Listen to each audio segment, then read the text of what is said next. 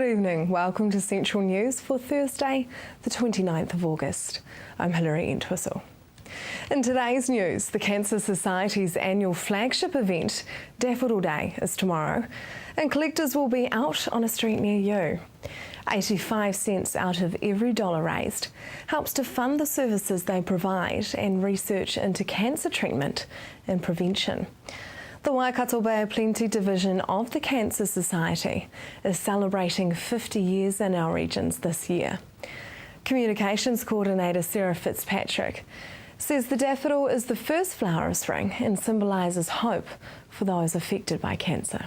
Well, the daffodil is actually one of the first flowers of spring, and so it's a sign of new hope and, new opportunities and the things to come. And so for the 1 in 3 New Zealanders affected by cancer, it's a symbol of hope.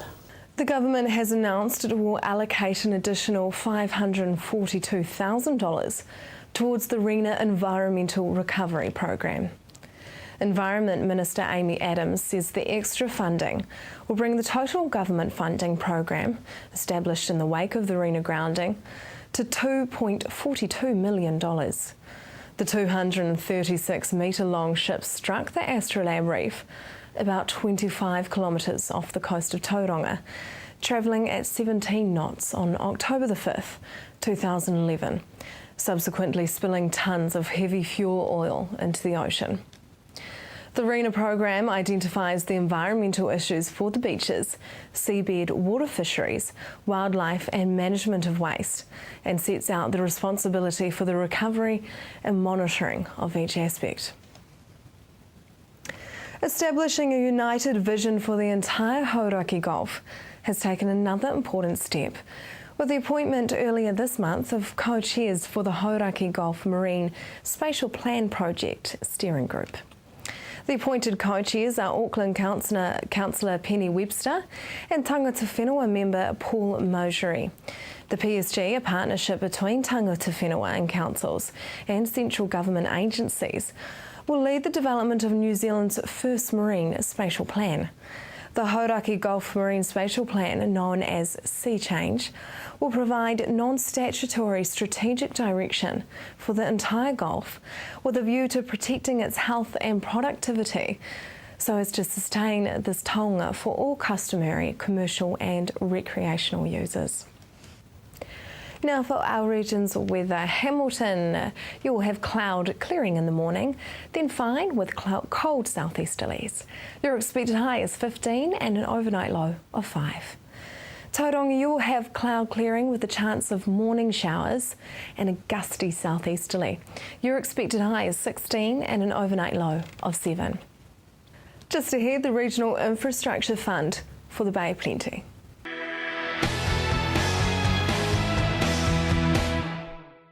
Welcome to Central News on TV Central. The Bay of Plenty Regional Council is unique as they have recently allocated funding to some important infrastructure projects, but the money does not come from ratepayers. I found out how they are able to do this and about the funding for the much anticipated tertiary centre. The council has decided to put $15 million into the new tertiary campus. Why does the council see it as such an important development in the Bay of Plenty? It's about keeping young people in the Bay of Plenty and attracting more to study. The Bay of Connections work the council does shows that skills and workforce development are key to growth in the Bay of Plenty. We need the right people with the skills for the Bay of Plenty to grow, so it's actually quite critical that we train people here and we keep them here. What will the tertiary centre add economically? It will add over 9,000 more students. There'll be a one-off $21 million boost in terms of the construction of it, but more importantly it will generate over 270 jobs for people across the Bay of Plenty. What kind of qualifications are they hoping to offer? Yes, so the Tertiary Education Partnership has said that it will be industry-based, so they will provide qualifications and research and development support to focus on the industries in the Bay of Plenty. They've used the model of the Coastal Marine Science model as one that they will expand on in the Bay of Plenty. So they've talked about having expertise in the likes of horticulture and freight logistics, teaching and research and development based here in the Bay of Plenty to help grow those sectors. And will there be some of those manufacturing certificates and that kind of thing? Yes, yeah. I mean, one of the amazing things about the Tertiary Education Partnership is it brings together polytechnics, whānanga and universities so people can have pathways through their education. And the partnership talks about people maybe starting in a trade but coming out with a bachelor's in engineering. And so this tertiary partnership will allow people to keep learning and grow. When are they hoping to break soil? The first phase is to be completed by 2016, so not long now. How much is the council funding the new marine precinct? So $5 million towards that marine precinct, which will enable vessels to be maintained here and create a hub for marine sector in the Bay of Plenty, instead of those vessels have to go elsewhere in New Zealand. Up to 100 jobs will be created through that Tauranga Marine Precinct, so it really will be a boost to the economy as well. And will this be part of the Port of Tauranga? It's land adjacent to the Port of Tauranga. It's land owned by Tauranga City Council, so it will be in that precinct. Why is it so important for Tauranga? Part of our way that we can grow is through the marine industries. At the moment, those boats have to go to Northland to be hauled out and to be maintained. So there are a number of boats that can be maintained here, which will be a lower cost to that industry. So there'll be more jobs created? Yes. What is the council doing for the Scion Innovation Centre in Rotorua? We're allocating up to $250 million to build the Innovation Centre that's due to open in January 2016. This is about bringing high-tech businesses together to focus on forestry and wood processing. This has huge potential, and the work that Scion have done has showed that over thousands of jobs can be created in New Zealand through more advanced wood processing than what we do. They estimate through the economic studies that $1 billion can be added to our economy through New Zealand investing in innovation in forestry and wood processing. What are those changes to the wood sector? Some of them are about how we use wood and how we manufacture wood, what products we use it for, how we can move from use technology to move from low to high density wood processing. It's amazing in terms of what they can do and some of the products that they're developing now. And the Innovation Centre will be state of the art. It will be a fantastic display of how you can use wood, and it will be based in Rotorua. And what about for the Opotiki Harbour? That's $18 million will be allocated to that. It will enable an all-weather, all-tide harbour entrance to be built. That will create over 230 jobs in the Eastern Bay of Plenty and up to $33 million more growth in aquaculture in the Bay of Plenty. It is one of those ventures that is strongly supported by the community in Opotiki and has potential to really grow that part of the region. Where is all this funding coming from? A few years ago, the Regional Council sold preference perpetual shares in Quayside Holdings, which enabled a fund to be set up for infrastructure only, and that's where the money comes from. It has no impact on rates for people in the Bay of Plenty. Do any other councils in New Zealand offer amount of funding for infrastructure? No, we're not aware of any that are doing this, but there certainly is real interest in what we have done. So other councils have been a bit interested in how you guys do it? Oh, well, yes. I mean, it's about growing the economy and investing in infrastructure, which will enable growth and jobs. To find out more about the Regional Infrastructure Fund or any other Bay of Plenty Regional Council related issues, you can view their website boprc.gov.nz. Coming up next, helping hospitals, helping children.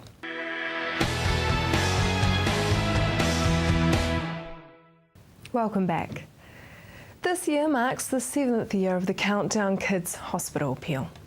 Since its first year, Countdown Kids has raised $5.7 million for 10 children's hospitals around New Zealand. This money has gone towards providing much needed equipment for sick Kiwi kids. For the last 3 years, Countdown Matamata staff member Joanne Walker has taken on the responsibility of champion for Countdown Kids in the area. Determined to raise as much money as possible for Kiwi kids, Joanne has her work cut out for her and knows her efforts will really make a difference. So how do you believe that Countdown Kids really makes a difference?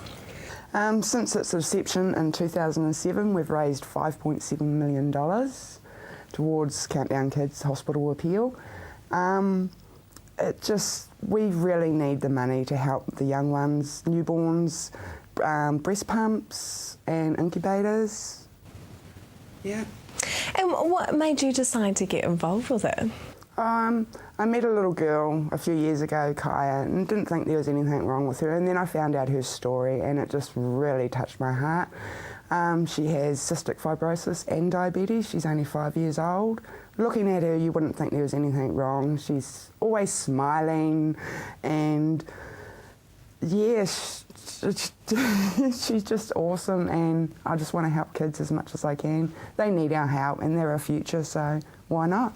And I suppose with cystic fibrosis, she's in and out of hospital quite a bit. Yeah, she's there a lot. I mean, she knows staff there by their first names. And as champion for this area, so what does that mean that you have to do? What does it involve? Just helping staff come up with ideas and pulling through with ideas for fundraising. Barbecues, cake sales, stalls at the markets, raffles. We do a lot of raffles. A lot of fundraising. And you said last year that you had a garage sale. Yes, had a stall at the markets. I raised nearly $600. That was really awesome. All thanks to the people in the markets buying the stuff. That is really cool. And I want to do another one this year. I've had some stuff donated, but I really need more. At this stage, I'm not sure if I'll better have a market this month, so maybe next month. So I need help, please. So what hospitals do you work with?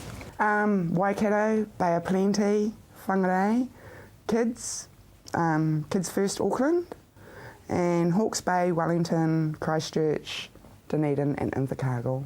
Oh wow, so the money goes to every... It goes around, not just to one hospital. And it's spread evenly, isn't it? Yes. That's goes good. to the hospitals that need it most. Yeah. And why can hospitals not always provide those equipment? Just funding. They just don't have the funding, so that's why we're there to help them. And have you got any other fundraising events planned up? So you've had your garage sale, you might have another one. Yes. And you're going to do some more We're cake doing, stalls? I'm hoping to do a silent auction at work where people come in and place in what they think they want to pay for an item.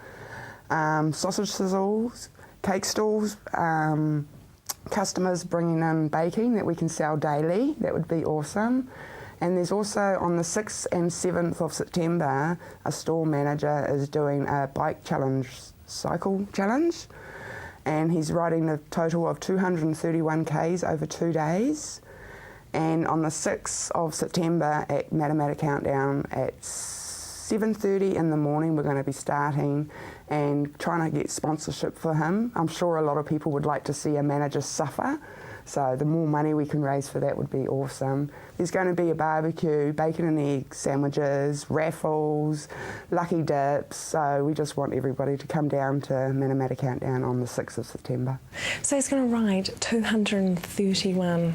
Yes. Where's he going to go? Starting at Matamata, goes to Paeroa, Waihi, Katikati, Bethlehem, Tauranga, Fraser Cove and Greaton.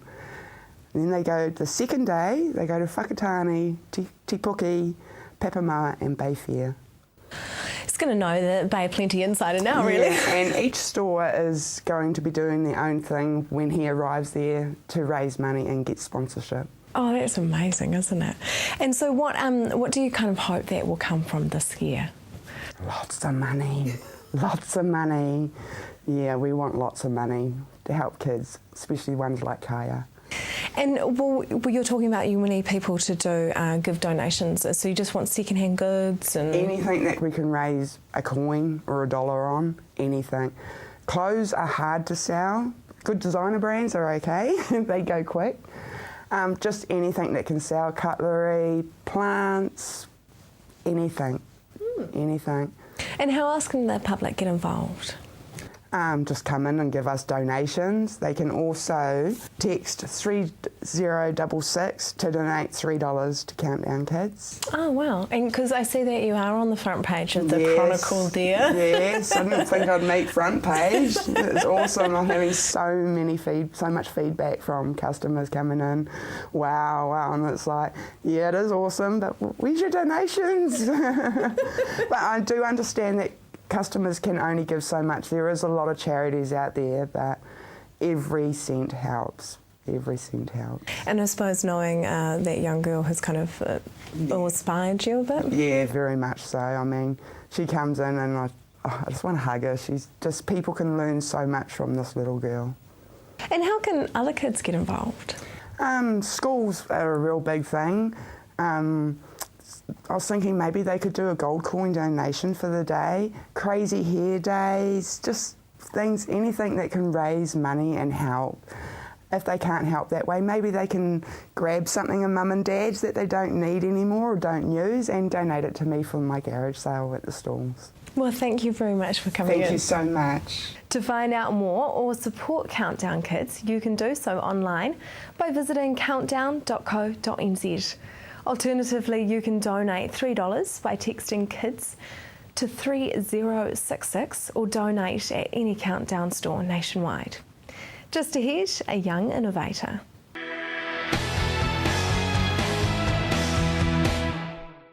If you have just joined us, welcome to Central News. The Young Innovators Awards, held by Priority One, is a way for young people to develop their ideas and gain recognition for their bright minds. I caught up with the Senior Supreme winner, Emily McCarty, to see what her brilliant idea is. What is your winning concept? My design is the swap top toothbrush, and so it's a manual toothbrush with replaceable heads. So when the bristles wear down, you just have to replace the head as opposed to the whole toothbrush, and so that cuts your waste from toothbrushes in half and saves money because all you have to buy is a new head. It's a bit like a razor with a replaceable head, because all you really need is new bristles, not a whole new toothbrush, and so the handle becomes a permanent fixture. What gave you the idea? Well, I've always been a kind of self-confessed eco-warrior, and so I've always been thinking about these kind of things, how to cut down on waste and help the environment. And everybody uses a toothbrush at least twice a day, or so I hope, and so I thought it would be a good way to get into our lives and just reduce the impact that everybody has in quite a simple way that influences us every day. Why did you want to enter the Young Innovators Award? Well, firstly, it's a platform that I could present my ideas as opposed to just beavering away in my laboratory at home, so I could present it to other people and hear their feedback and what they think and how I could work on it. And it also provided me with motivation to actually get my idea finished, because I've been thinking about all sorts of ideas for a long time, but I've never really had the motivation to actually do anything about them until the platform came along and it had deadlines and a cut-off date. And of course there was the $1,000 motivation money. You can't say that wasn't a factor. What was the process for developing the idea? So it started off just kind of conceptually thinking about it, and then I went into a bit of research to see what else was out there and what the demand was for my product, and then just lots of sketching and brainstorming. And that was most of the time that I was designing it. I was just coming up with ideas and talking to other people about it and seeing what they think. But then after a while I had to start nutting out the idea and getting into the little specifics about it. And so how will the head actually attach? What will the handle be made out of? What shape will it be? All these sorts of things. And then it came to the presenting it, and so Mr. Hughes helped me out with presenting it on SketchUp and with a rendering graphic to make it look all beautiful. So yeah, that was really good. And I also did a marketing plan for it, so if it was actually a product, how would it be put out to the public and how could it best be advertised? And throughout the whole thing I kept a little design process journal showing my journey from the start to the end. Were there any challenges that you came across? My main problem was coming up with what material to use for the handle, because I needed something durable that would last, because the handle is the permanent fixture of the toothbrush. But I also wanted something to fit with my purpose of reducing waste and becoming environmentally friendly. And so I ended up using recycled aluminium drink cans because aluminium is a durable material, but it's also quite lightweight. And the fact that I was using drink cans is a bit poetic, I thought, because a drink can contains fizzy drink, which ruins your teeth and causes decay. But I was now redesigning it into a toothbrush, which can fight that. And so it's a bit of a amelioration, poetic image type thing. So how does it actually attach and disattach? Well, I decided in the end to go with a twisting thread because I found that was the best way that it could stay on tightly without coming undone when you brush your teeth, as well as like not having gaps for bacteria to grow in, because that was a big problem. I had to think of something that would stop that happening. So I also ended up having a rubber sleeve going on top of the join to prevent like bacterial growth so that it didn't defeat the purpose of a toothbrush. Would you like to produce the product, and how do you go about doing that? Well, I think it would be really cool to get it to the market and develop and everything, but there's always problems with patents because it's about $30,000 to protect your intellectual property, and so I could take it to a business and say, here's my idea, let's present it, and they could say, yes, let's present it, but you're not involved. So it would be so easy for them to just steal it because I don't have any protection for it. But I'm a 30th of the way there with my winnings, but, you know. Why do you think others should enter the YIA? Well, the deadlines and motivation that it provides for you to develop your ideas is really great, and it prevents procrastination of ideas that could easily happen if you didn't have that platform to work towards. And the awards evening is also a really great experience. There were some amazing speakers like Chris Bradshaw, who's a marine biologist, and again, the money. It's always helpful. Do you have any ambitions of becoming an innovator now? Well, to me, innovation is present in everyday life, so no matter what job you do, there'll be some need for innovation, or no matter what happens in your everyday life, there'll be a moment where you need a little bit of innovation and inspiration to overcome a problem or to seize opportunities. And I'm quite interested in biology, and I think in this field there's a lot of room for innovation, coming up with new ideas, cures, and how the world works. And I understand that you had to have people in mind, so how did you go about doing that? Well, I had to have a big focus on ergonomic fit, which is how the people using the toothbrush actually interact with it. And so to do that, I did a lot of tests on my friends, took photos of their hands holding a regular toothbrush, all sorts of things like that. And so their hands are a bit famous, but that just helped me to work out how the toothbrush is held and how I can make mine user-friendly.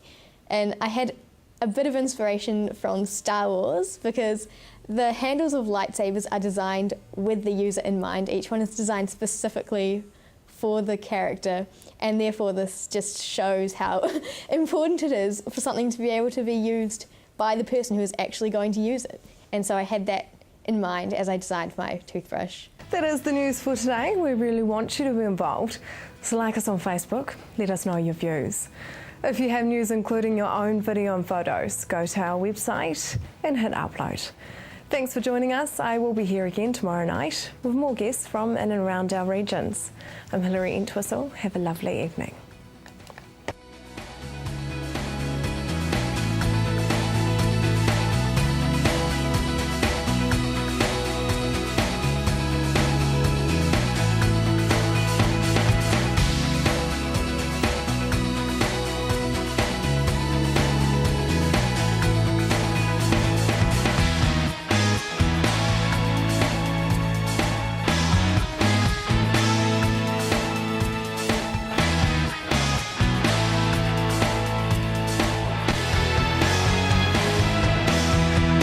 This has been an Alpha Media production, a division of Television Media Group. Supporting local content so you can see more of New Zealand on air.